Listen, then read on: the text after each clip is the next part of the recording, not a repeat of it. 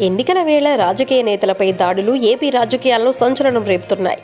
సార్వత్రిక ఎన్నికల ప్రచారంలో భాగంగా బస్ యాత్ర చేస్తున్న సీఎం జగన్పై విజయవాడలో దుండగులు రాళ్లదాడి చేయగా, జనసేన అధినేత పవన్ కళ్యాణ్పై గాజువాకలో రాళ్లదాడికి యత్నించిన విషయం తెలిసిందే. ఈ రెండు ఘటనలు స్టేట్ పాలిటిక్స్లో తీవ్ర దుమారం రేపుతుండగానే మరో ఘటన చోటు చేసుకుంది. జనసేన అధినేత పవన్ కళ్యాణ్ భీమవరం సభలో చాకు కలకలం రేపింది. పవన్ సభలో అనుమానాస్పదంగా తిరుగుతోన్న ఇద్దరు యువకులను పోలీసులు అదుపులోకి తీసుకుని వారి వద్ద తనిఖీ చేయగా జోబులో చాకులు దొరికాయి. దీంతో పోలీసులు ఇద్దరు యువకులను అదుపులోకి తీసుకున్నట్టు సమాచారం.